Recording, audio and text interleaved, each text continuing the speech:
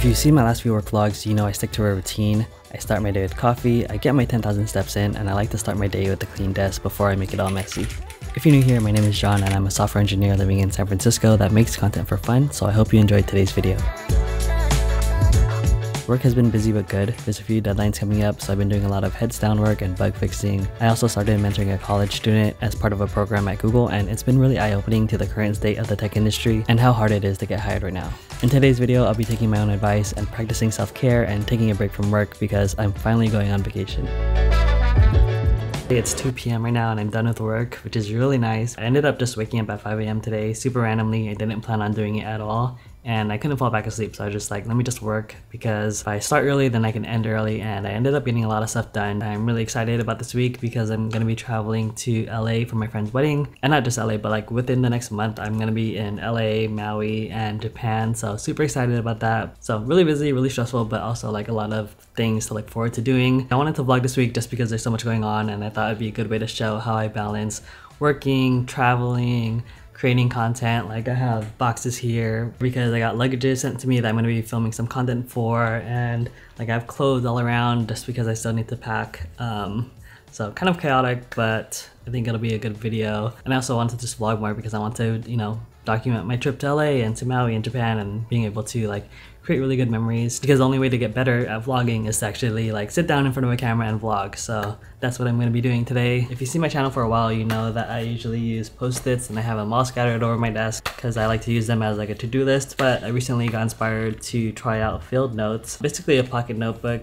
to keep track of my to-do list. And the thing that convinced me to try this out is I just think it'd be really cool to be able to look back and see like what I was working on, or like what notes I took, and also just being able to have a place for all my different thoughts and ideas. Because in addition to my post-it notes, I'd also just use like a regular notebook to jot down all my different video ideas, scripts, stuff like that. But as you can see, it's like pretty big, and I feel like having a pocket-sized version would be really nice to have. And I think especially for when we go to Japan, I would love to like carry this around and just kind of like use it more for journaling and just for memories. The reason I took it out is because I'm using it as a to-do list, so I want to make sure that I'm getting all the stuff I wanted to get done today. And next up on my list is to do a bunch of product unboxings. So not sure if you could tell, but behind my couch there's a ton of boxes, and they're basically just stuff I need to review. I actually built this whole wall of storage just because my girlfriend and I are really outgrowing this space, and I just thought it'd be an easy solution,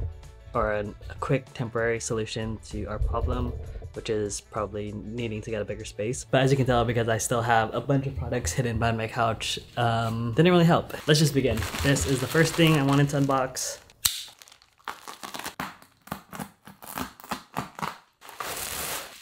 So this is the Keychron Q14 Max. So it's an Alice keyboard and it's southpaw, which means it has the buttons on the left hand, which is really good for ergonomics. Super excited to use this, and it's actually funny because I remember when I was first starting out on YouTube and I wanted to get into mechanical keyboards, I sent Keychron an email asking if they would want to work with me, and I got ghosted, which makes sense because I was a super small channel back then. But then this time they reached out to me asking me if I wanted to try this out. So yeah, that's a pretty cool full circle moment, and it just goes to show you that, you know, if you keep on trying, you'll get better, you'll improve, and you'll be heard.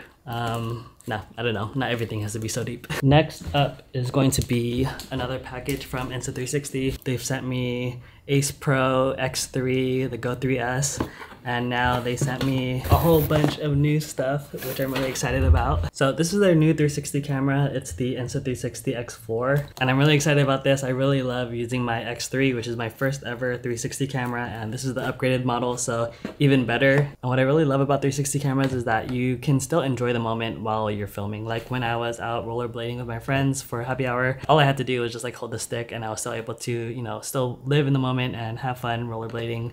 And then later on afterwards, like when I had more free time, I was able to like look back on that footage and edit it properly, making sure that, you know, I was in frame, stuff like that. So I'm not going to go through all the accessories that they sent because I'm going to be doing that in a future video, but I am most excited about this dive case because I'm going to be bringing it with Maui, and hopefully when we go snorkeling we'll see some turtles and some fish and get some really cool shots. So this is not part of the unboxing, but I did get a new light stand, which is, if you're wondering what this is, And I decided to put my bags on the bottom just for more stability and also just to get it off of the floor. I'm also using it right now to hold clothes that I need to steam before going to LA, so there's that. But just wanted to show you just in case you're wondering like what the heck this is. And last but not least are the 2 luggages from Carl Friedrich. Super excited about these. Actually, my first time having like luxury luggages, so I'll be showing that later on in the video.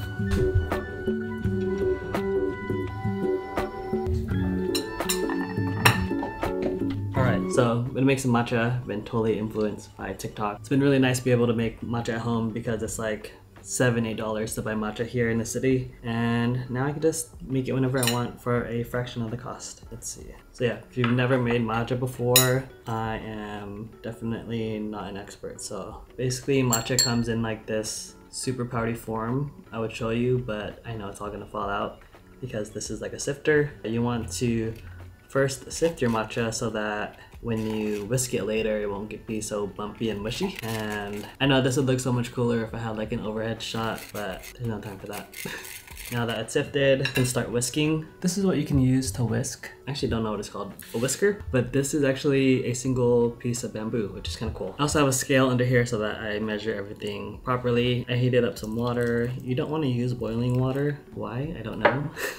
And then when you whisk, you want to make like a W shape versus like doing it in circles. I'm gonna clean this so it makes it look like I'm not so messy. But yeah, this is what it looks like. I don't want to spill too much. Can you see? And because it's pretty hot today, I'm gonna be making an iced matcha latte. So this is all the ice I have.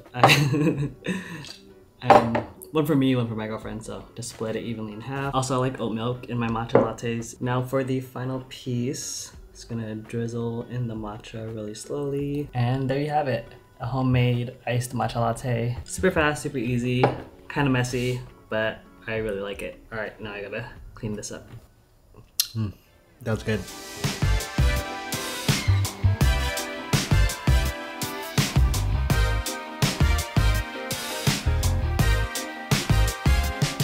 I don't know if you can tell, and also it's pretty loud out here, but I just got my hair cut and now I'm about to head to the Peak Design store because I really want to pick up a new toiletry bag, just because the one I have is good, but I want something bigger. I really like the tech pouch that they have, and so when I saw that they had a toiletry bag and it like fits everything I need, like my toothbrush and my shavers and like all the shampoo, conditioner, travel stuff, I just felt like it was a good time to buy it, especially with all my upcoming travel, and also because I have like a corporate discount with them, so saving a few dollars.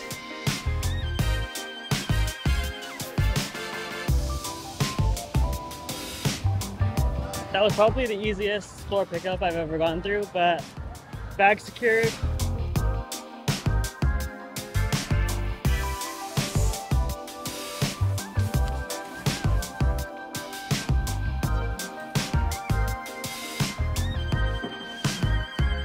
I used to be the type of person to pack my luggage super last minute, but because I'm going to be filming some content of me packing my bag, it kind of forces me to pack early, which is definitely a good thing. I have my clothes nice and organized in packing cubes. I like these because you can see what's inside, and they also compress so that you can fit more inside of your luggage. Once everything is nice and tidy, I can compress the clothes section even more with this strap.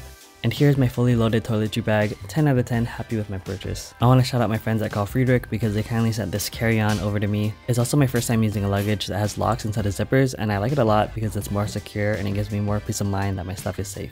This is the carry-on X model, so it has a quick access zipper compartment in the front for things like your laptop, but for this trip I'll be using it to safely pack my suit so that it doesn't get wrinkled. I really love the all black aesthetic because it's super low key. If you don't know anything about luggages, know that having high quality wheels is super important because the last thing you want is a broken wheel on your trip. I'll be giving a more thorough review of this luggage and the check-in suitcase that they sent over in future videos, but my first impression of this luggage is that it's a really nice premium luggage and I can't wait to use it for my first trip.